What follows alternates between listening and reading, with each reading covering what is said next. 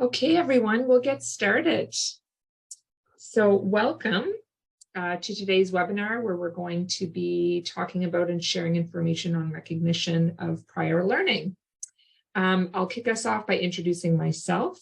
I'm Mary Eleanor Power. I'm the Director of Marketing and Communications for Dalhousie University's Faculty of Open Learning and Career Development. And I would like to begin by acknowledging that Dalhousie University is located in Mi'kmaq, the ancestral and unceded territory of the Mi'kmaq. We are all treaty people. And we also recognize that African Nova Scotians are a distinct people whose histories, legacies, and contributions have enriched that part of Mi'kmaq known as Nova Scotia for over 400 years. So before I pass it off to Chris Fevens, who's going to walk us through today's webinar, I'll just offer a few housekeeping notes. The first is for those who are just joining us, feel free to add in questions in the chat. We'll leave some time at the end for any questions. So if anything comes to mind, feel free to do that. And also happy to unmute anyone if you prefer to ask your question verbally. And then also, we do get lots of questions during the chat or during the webinar. Will this be recorded and will I be able to access it, or if you have to leave early? And I want to reassure you that yes, it is being recorded, and we will be sending an email out to all of you before the end of the workday today with a link to this recording hosted on our YouTube channel, along with Chris's contact information, as well as a link where you can book a 15-minute appointment with him if you'd like to discuss things further directly with him. So without further ado, I will pass it off to Chris. Thanks so much. Perfect. Thank you, Mary Eleanor. Thank you, everyone, for coming this afternoon. I'm very excited to have this opportunity to tell you about our recognition of prior learning program. And while I'm talking, I'll bring that up right now. My slideshow here. So yes, very excited. So far, this program, it's been quite successful. We've helped quite a number of students already fast track their academic goals through this program, and we're just excited to be able to tell people about this, so help them as well. So to tell you a little bit about myself, I am the program manager of our recognition of prior learning program. The program itself has been up and running since January 2022, so just over a year now. Like I said, we're very happy to help so many more people to really help with their academic and professional goals. So the plan today, I'm going to first introduce the program to you. I'll tell you a little bit about the benefits of this program that it offers to learners, whether you're currently studying with us or you're thinking about studying here in the Faculty of Open Learning and Career Development. And then I want to tell you a little bit about how to apply. And of course, we want to leave time to answer any questions that you might have during this webinar. And as Mary Eleanor has told you, I'll also be giving you my contact information, so you can feel free to reach out to me at any time with any questions that you have. So the recognition of prior learning program, some of you may be familiar with this program being called PLAR, Prior Learning Assessment and Recognition. You might also see it be called just Prior Learning Assessment, PLA. They're all pretty much the same. This program is designed for learners, whether they're studying with us or they're thinking about studying with us, to apply to have their prior learning from various places. And I'll talk more about those different types of learning in a few slides. But this allows us or you to apply to have that prior learning assessed. And if it's equivalent or equal to what we teach in our courses, in our certificates, we can provide you with advanced standing. And advanced standing basically means we can provide you with credits or course credits towards one of our certificates. So for example, if a certificate had 6 required courses that you had to take to complete that certificate, we can give you advanced standing, so credit for 1, 2, 3 of those courses within the certificate. So you do not have to take them. You do not have to pay for those courses. So that's kind of the fast track or the head start that this program offers to our learners. So we developed this program for a number of different reasons. Number one, we wanted to try to increase access to our programming by eliminating some of the barriers that people face when deciding to study at a school like ours. And two of those barriers, two of the biggest barriers being time and money, right? It takes a significant time and financial sacrifice to complete one of the programs with us at Dalhousie University. So we hope by awarding students credits towards one of these certificates, it will cut down on that time and money. Another barrier is we understand that a lot of people, they haven't had a chance in their past to study in post-secondary education, to study at a college or a university. And so they don't have those prerequisites or GPAs or transcripts and things like that to be accepted into a school like Dalhousie. So we're hoping through a program like this, we can, eliminate some of those requirements, and again, admit people and award people award advanced standing through their prior learning, whether it comes from their work or their volunteer experience and so on, to our programs instead of those other, traditional requirements that we've held for so long. Once that we learners join our programs, we hope that this will help to facilitate lifelong learning, that they'll want to continue to study with us or with other institutions to continue their professional personal development. We think it's very important to validate learning that takes place outside of a classroom. For so many years, schools like ours have been really looked just at grades and certificates, diplomas, degrees that people have gotten in other schools, and that's really the only learning they would look at to allow people to enter our programs or to provide advanced standing.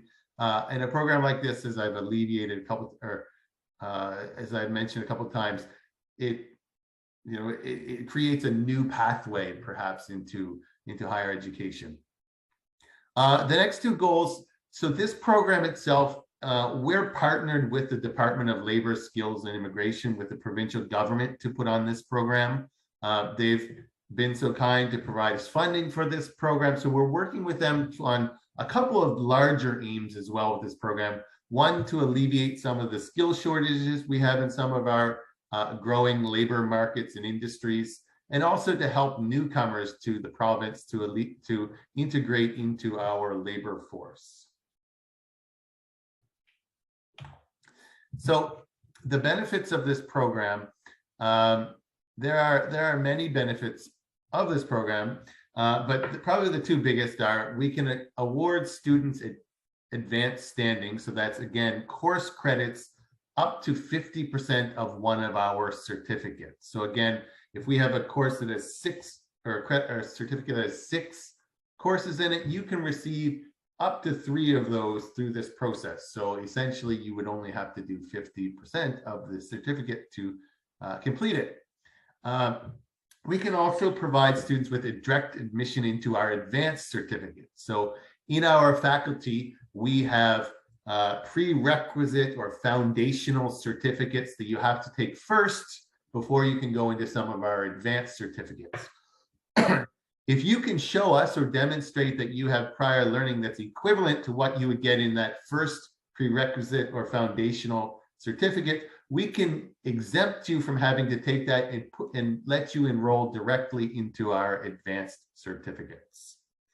It's very, very important to note at this point that our recognition of prior learning program is only applicable to courses, certificates that we offer in the Faculty of Open Learning and Career Development.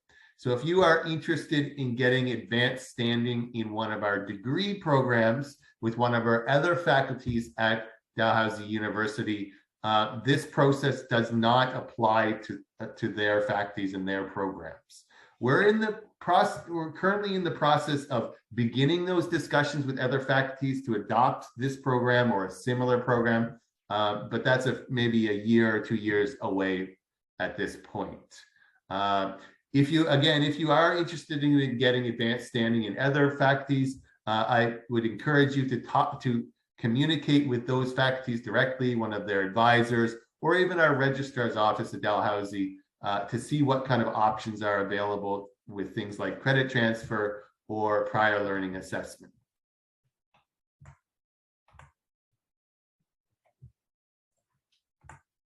So with this program, the Recognition of Prior Learning program, there's essentially 2 different types of learning that we can assess and provide you advanced standing from. One of those is the recognition of certified learning, and the other is experiential learning. So prior certified learning, this has its own application, and I'll talk about applications in a few moments as well. Prior certified learning is learning that takes place in some sort of formal classroom or education environment through a professional training provider. So this could include places like military training, could be professional development courses that you've done at your workplace. It could be programs, courses, diplomas, degrees that you've taken at other education institutes, so other colleges or universities. It could be quite a wide variety of places. The other type of prior learning that we assess is prior experiential learning. And this is definitely a more holistic or full, complete look at someone's learning that they've obtained throughout their life. So this could include, training or, skills that you've developed through your work, volunteer work, committee work. Maybe you sit on your condo board committee, for example, as the condo's accountant, and you might not have formal training in that, but because you've done the budgeting and the books for your condo for a number of years, we can assess that. We can look at that and say, they've learned this, and they've got these skills from that committee work, and it's equal to what we offer in our courses. It could be something you've learned from a team.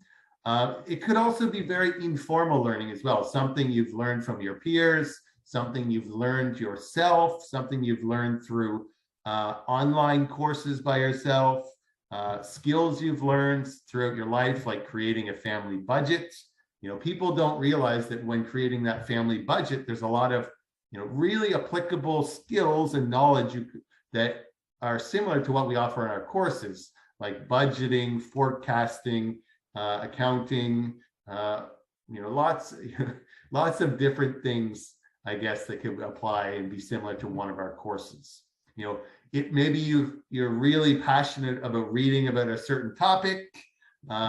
Maybe you have experience in real estate. Maybe you are someone who invests in real estate, and you've learned so much through that process that, again, might be similar to what you would learn in one of our courses. So there's really no limit to this. Right? The key here is that you show us how this experiential learning is equal to what you would learn in our courses in your applications.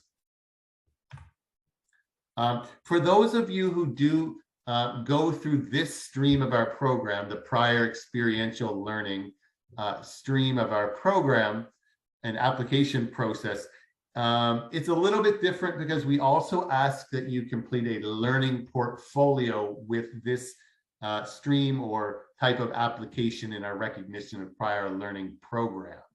A learning portfolio is essentially a collection of documents that provide evidence and demonstrate that you have acquired the same learning in your life experience as you would in one of our courses. So this requires people to include in their portfolios things like their resume, their professional and academic goals, an educational biography, an explanation of how your work and life and volunteer and all other experience is equal to our courses. and as well as maybe some supporting documents like letters of reference, or it could be actual work that you have completed, things like that.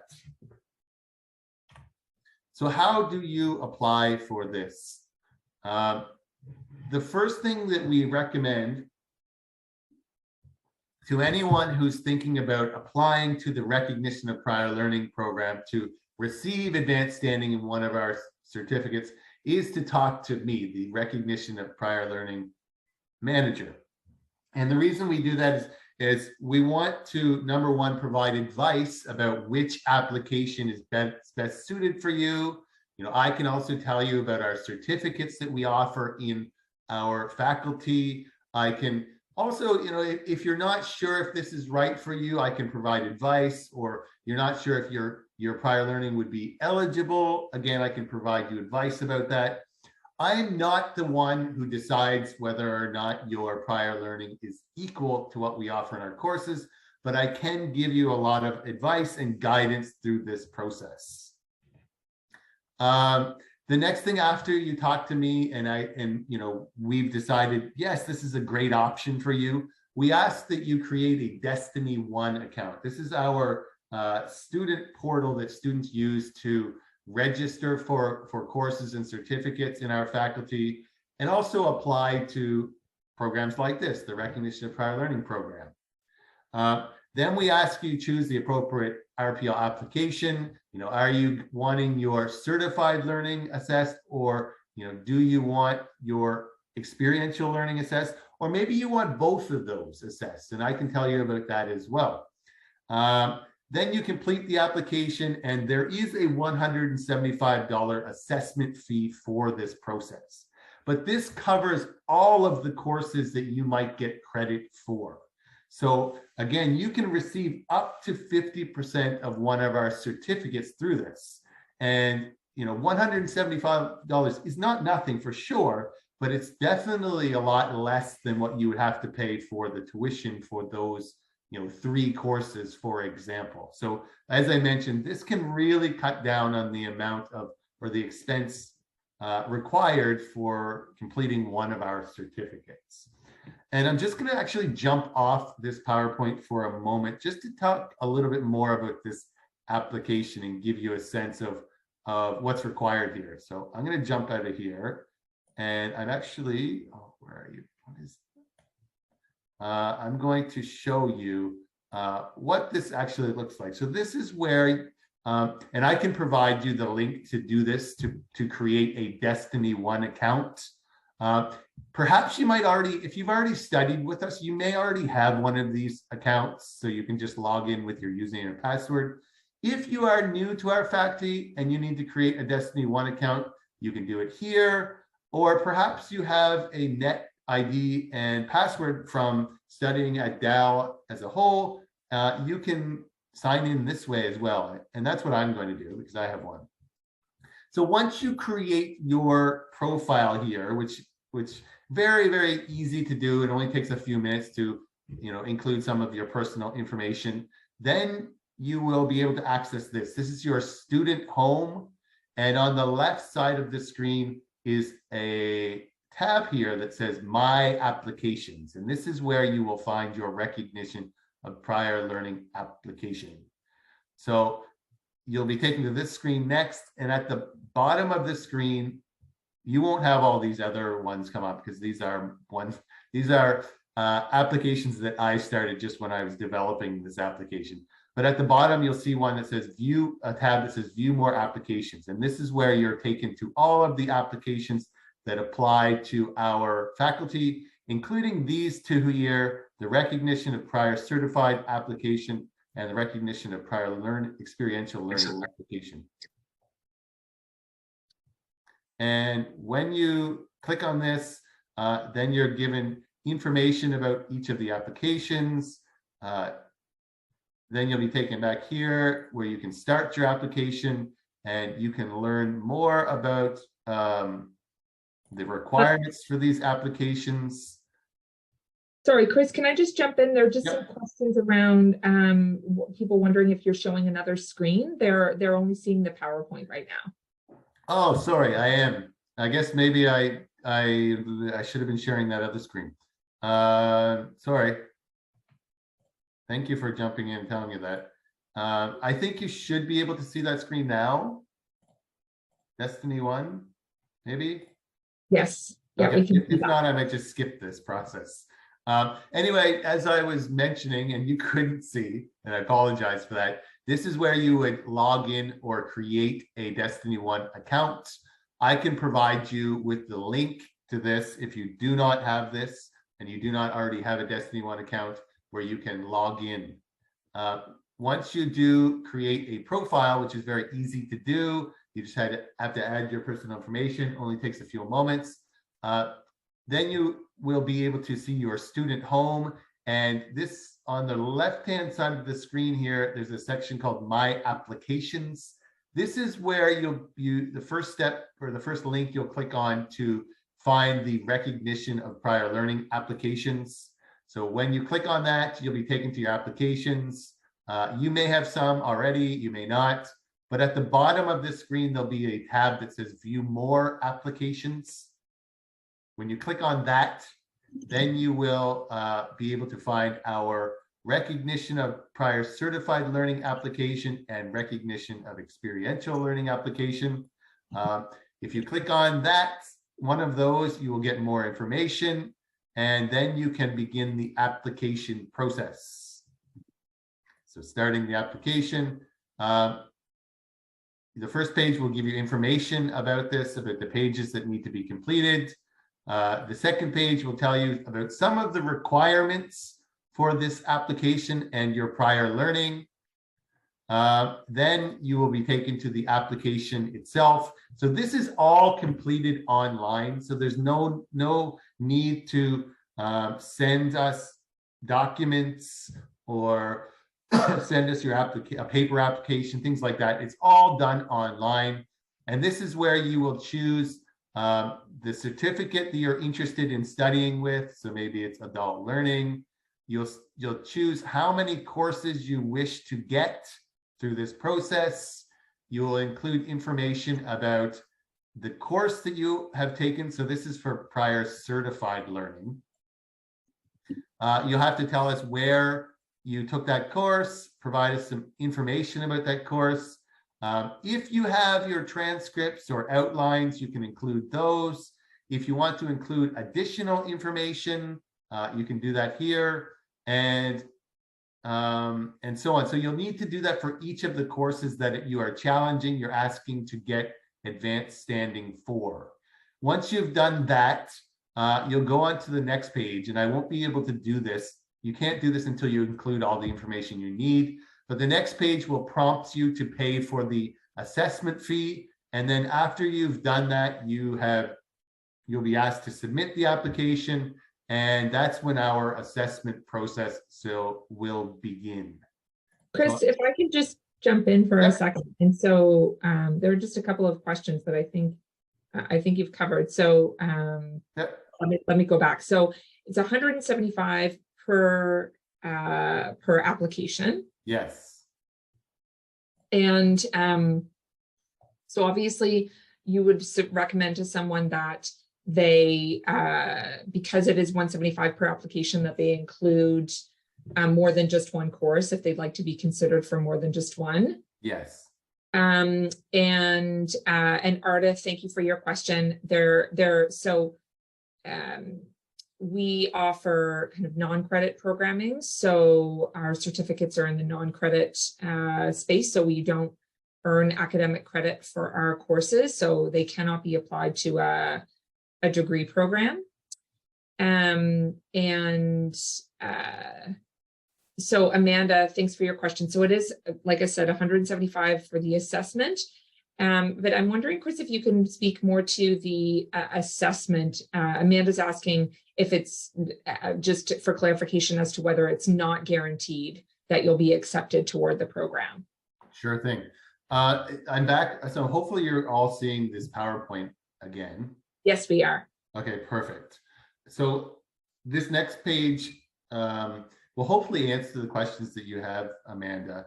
And if not, I'll get back to that once I talk about this. So once a student submits their recognition of prior learning application, what is then done is your application is passed along to a subject matter expert. So this is someone who has extensive training or experience on the subject of the course that you would like to receive advanced standing for. So far, usually these are our instructors or our program director, for example, who's very, very familiar with the content and the information in our courses. So they are the ones that do the assessment. I am not the one who does the assessment. I just I handle the applications and moving those along to the subject matter experts, and I will be the one who communicates the results of those applications to you as well. Yes, to answer your first question, these subject matter experts will be trying to determine if your prior learning is equivalent to what you would learn in one of our courses. If it is, and it doesn't have to be 100% equivalent, perhaps you've covered most of the course in your prior learning, there's a good chance you're going to get credit for that course. But if they think that your prior learning does not, it's not equivalent, it's not equal to what you would learn in one of our courses, then there is the possibility that you will not be given credit for the course. And when that happens, students, they do have the option to appeal that decision. So if you want to appeal that decision, and usually I discuss this with people once they begin their application, you can do this. So you just have to let me know. I think it's within 2 weeks of getting your results that you want to do that. And so what we'll do in those cases is we'll find a different subject matter expert to look at your application, and then they will make another, I guess, reassess your prior learning and make another judgment again, whether or not your prior learning is equal. So there is the possibility that yes, your learning may not be equivalent and you may not be given credit. Again, one of the reasons why we strongly recommend that you speak to me before you apply is that even though I'm not the subject matter expert, I can give you a pretty good idea whether or not, this process, this RPL process is right for you, or, whether or not you have a good chance of getting advanced standing. So that first advising discussion will hopefully help a lot of people who are interested in this to either go forward with this or realize that maybe this isn't the best fit for me. So they're not wasting time and their $170 by applying through this process. Once we do get your applications, the goal here is to complete that assessment within 4 weeks. It really depends on how busy that we are with other applications and how busy our subject matter experts are. Sometimes it can be a lot quicker than that. We can get them done within 2 weeks, but usually most of them can be completed within 4 weeks. There is also an outside chance that if one of our subject matter experts is not sure whether or not they can provide you with advanced standing, they may contact you to ask for more information, more documentation, or they might ask you to complete an alternative assessment like an exam, a presentation, an interview, or something like that. So I hope that answered Amanda's question. Were there other questions, Mary Eleanor, that I should address at this point, or? No, I don't believe so. I haven't seen any come through. Okay. And well, just a question from Roland. As a Mi'kmaq, is there a liaison that can help me navigate the process? And as you clarified, Chris, I think perhaps you would be the appropriate person to kind of reach out where you have the most kind of up-to-date knowledge of the process and of the application. Yep, I think that's correct. Now, I did notice hand. My apologies. I'll certainly unmute you here. Is it Nobanita? Yes. Hi. Hello. Hello, Chris. Thank you for this session. This is really helpful. I reached out before regarding the RPL. I wanted to apply for HRM certification, and I asked that the amount, that 175, is it applicable for all the full-time employees, or is there any like, is it the fixed rate for the employees as well? That's what I just wanted to know. Yeah, thank you for asking the question. And I have looked at this for a couple of our DAL employees, and at this time we do ask that you do also, or sorry, the $175 is also applied to DAL employees as well at this point. One of the things I was told to mention when I asked about this myself was that I know that not all DAL employees receive this, but a lot of DAL employees do receive professional development. I don't want to say allowances, but I don't know what the word is. Funds each year, and that some of that fund could potentially be used to pay for this application or your prior learning assessment. So sorry, at this time, yes, you do have to pay the $175 fees like everyone else, but you might want to explore the funds that are provided by your employer to see if they'll maybe cover this.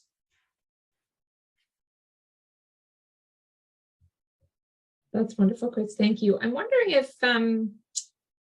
if you might be able to provide, just for those who might find this of interest. I know that we've done some work to tell some stories of how RPL has been a benefit to other learners. And I'm wondering if you might be able to kind of summarize Michael's experience going through the RPL process as a way of perhaps offering an example to those who are considering applying to access the RPL program.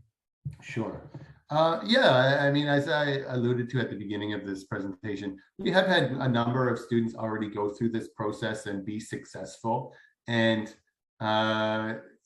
every case is different, but just to give you, I guess it's hard to mention this, but I guess I will mention it, that most of the people that have gone through this process have filled out their applications. They have been successful at some level in this process. They might not have gotten all of the courses that they've asked for, but they've gotten some, right? So I think having that initial consult with me, and after I consult with you, talking to program directors, and the advice and guidance that I can provide really helps to those who do go through this to be more successful in this process. So again, always encourage you to talk to me first before applying to this. As far as some individual students, one of the students that stick out the most is one Mary Eleanor was just referring to, and that is Mike Hall. And I hope he wouldn't mind us talking about him today. I'm sure he wouldn't, actually. He's quite a great guy. He's a fire deputy in St. John, Newfoundland, and he wanted to take one of our fire leadership certificates. And the reason he was taking that is he knew there were openings coming up in his fire department, and he was hoping that by going through this, by completing one of our fire leadership certificates, that would make him more eligible for some of the openings that were happening in his fire department.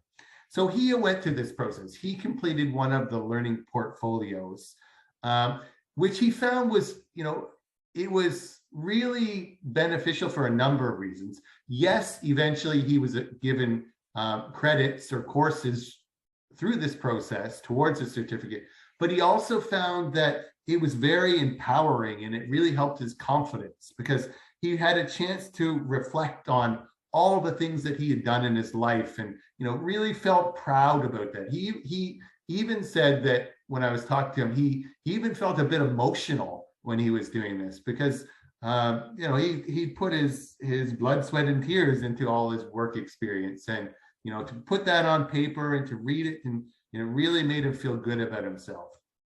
So he was successful in getting, I think, all of the courses that he was actually asking for through his prior learning, which was a combination of work experience, but also prior studies at a different school. And because of that, he enrolled in our program, and he's still doing the program now, but he included that on his resume for one of the jobs that was opening up in his department. And he informed me a couple months after he went through this process that he was successful, and he was able to land a better job in his fire department. I think he's actually a deputy chief or something like that. I don't know the specific title, but again, he really credits going through this process and taking one of our programs with being able to move up the career ladder. So that's a great story. We're really happy for him, and we're happy that the people that do go through this process and do complete our certificates can achieve similar success in either personally or professionally. Thanks very much, Chris. I want to emphasize a comment in the chat here from Jessica. Mm-hmm. Just that as the program advances, that Dal should consider hiring people from diverse communities in a similar role to yours, for comfortability and additional representation.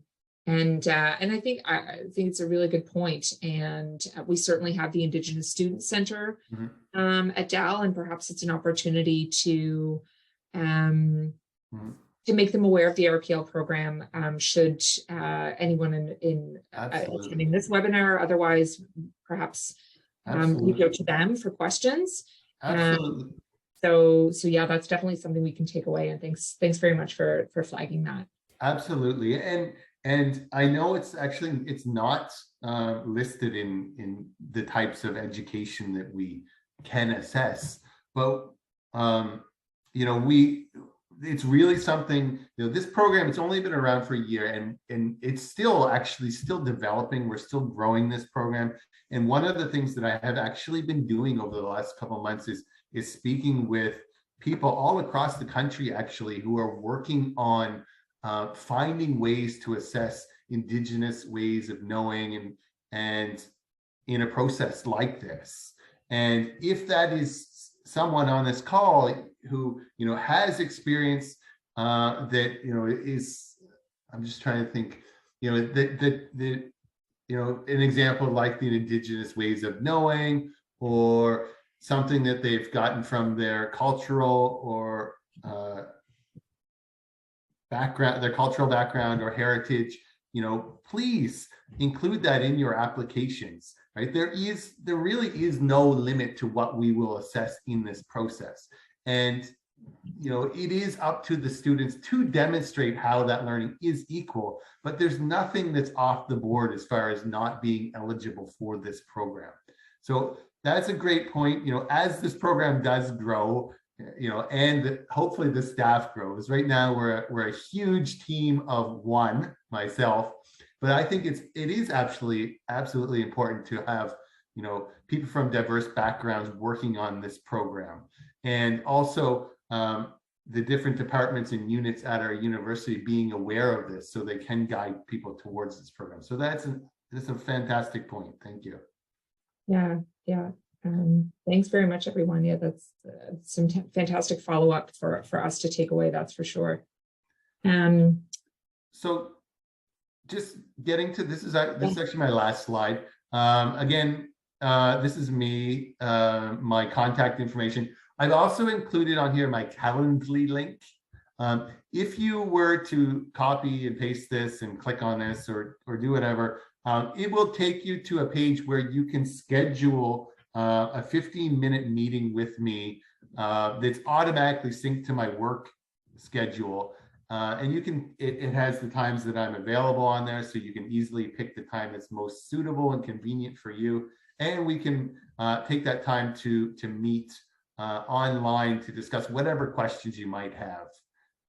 So all things RPL I can help you with. And also, if you're just wondering about our certificates, I've got a pretty good knowledge about the certificates we offer in our faculty, or I can redirect you to someone who can answer any questions that you might have about our certificates. So that's my email address on there, very simple, rpl@dal.ca. That's my Calendly link. Please reach out to me at any time with any questions that you might have about this program. Thank you, Chris. And we'll be sharing Chris's email address as well as the Calendly link in an email that will go out later today. So feel free to set up some time with him. There's some kind of comment questions in the Q&A. So question from Tim, are you able to obtain, and I assume this is the case, but just if you are an existing student at Dal, particularly, you know, where the RPL program is just for those certificates offered through our Faculty of Open Learning and Career Development, are you able to obtain lists of courses that students have already taken before they apply? Are you able to kind of access that record, or I suppose they would need to include that in their application if they have previously taken a course? Mm-hmm. Yeah, I mean, whenever someone does commit or complete their application, there's always a little bit of investigation that goes on my part. We do ask students to provide as much information about the courses or their prior learning as they can. But I often find myself doing a little digging myself, and sometimes contacting other institutions to get things like course outlines and the such, I guess. So if you have already taken courses at Dal, whether it be in our faculty or other faculties, it is also possible that you could use those to get advanced standing in our certificates. That's happened a number of times already, where people have taken similar courses in our faculty or in their degree programs at Dalhousie or at other universities, and we've been able to assess those and award advanced standing as a result. And Tim, and for others who find themselves in that situation of wondering what Dal courses they've taken previously, if you still know your net ID, then you can log on and through dal.ca and log on to access your student records. If you need more detailed instruction on that, then certainly I would suggest as first point of contact reaching out to Chris. And Roland, just a comment from Roland, and perhaps there are others on the webinar who can relate to this. Roland says he's in his late 50s, not sure if this is the correct process for them, but interested in acquiring some formal education for their personal growth. So I think that's really commendable, Roland. I am not yet at that milestone age, but definitely could see myself also pursuing kind of lifelong learning opportunities as I get older. So yeah, and I don't know, Chris, if you want to offer any comment on that, it's those who are applying are at different points in their careers. Yeah, I mean, we have people coming to us really from all different points in their careers, whether they're we've had people that have just left their their first degrees with us at Dal, and they're just interested in adding on to that degree. We've had people that are just beginning the job search or career search, and they're looking to upskill to be able to get them the jobs they're looking for. We've had people who are mid-career who are looking for that promotion, like Mike Hall, and we've had people that are already retired, just who are really interested in learning more for personal growth, and even for those people who maybe don't have the same professional goals where it's more personal, people still don't want to have to duplicate something that they've already learned. They don't want to have to spend the time and money. So this really applies to everybody, regardless of age or where you are in your career. Wonderful. I think that's a really good place to wrap us up. And I don't see any other questions in the chat aside from thank you. I'll be reaching out. It was helpful, and so that's great to see. Okay, just actually before we wrap up, just one question from Joanna. I'm Mi'kmaq in my 50s as well, doing my master's. Would like to do my doctorate level. Is this the avenue? So as I mentioned, at this point, the recognition of prior learning program is only accessible or only applicable for courses and certificates in the Faculty of Open Learning and Career Development. And as we don't offer doctorate level courses in our certificate or credit courses, that wouldn't be possible through our program. At the same time, I would encourage you to, whatever faculty you may be interested in studying with, to contact them directly.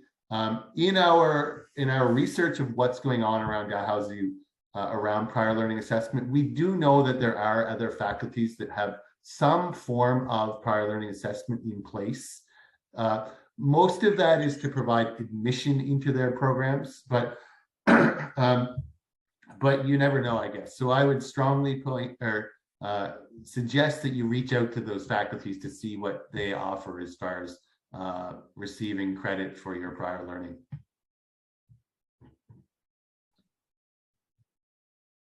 Yeah, that's wonderful. Let me just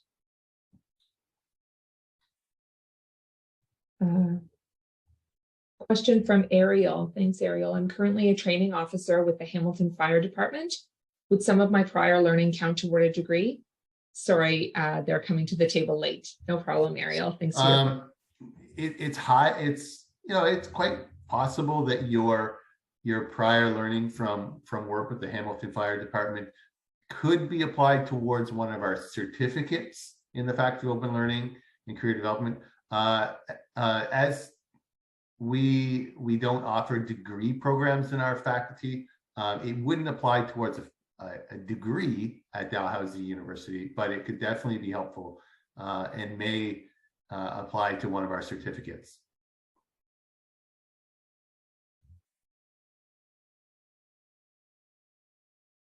That's great. Ariel, would maybe, if you don't mind, you could elaborate on the question. Would any of those certificates apply then going forward to a degree? That is a question that I am not the best suited for. I do know that we are, as a faculty, working towards building those bridges or ladders from our programming to degree programming, but that one I'm not sure of. My advice on that would be to contact the program team that is managing the program or the certificate program that you're interested in. So if you're in fire, it might be one of the fire leadership certificates.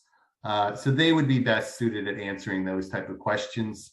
And if you contact me, I can give you their contact information.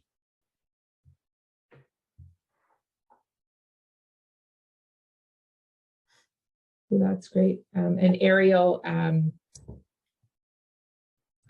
you'll be receiving an email at the end of the day that will have Chris's contact information, and I'll also include it in here, rpl@dal.ca.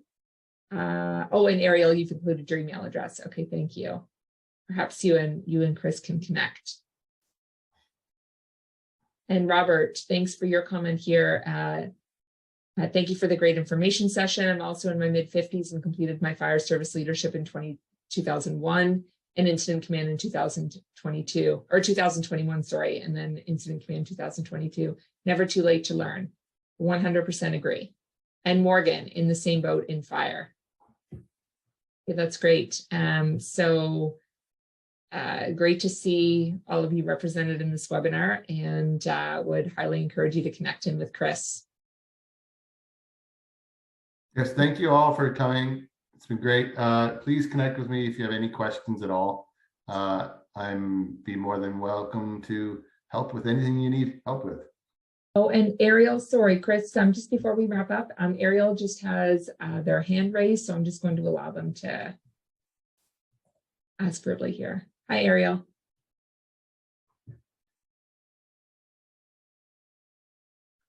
Oh, I think you might be on mute, or we might have Yes. muted you. No,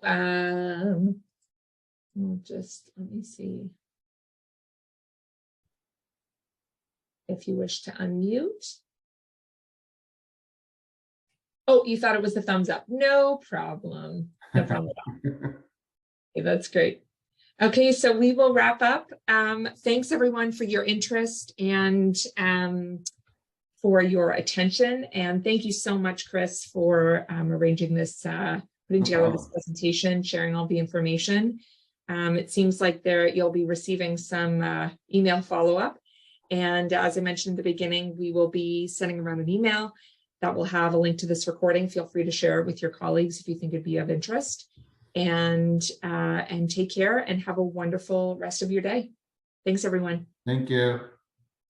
Bye.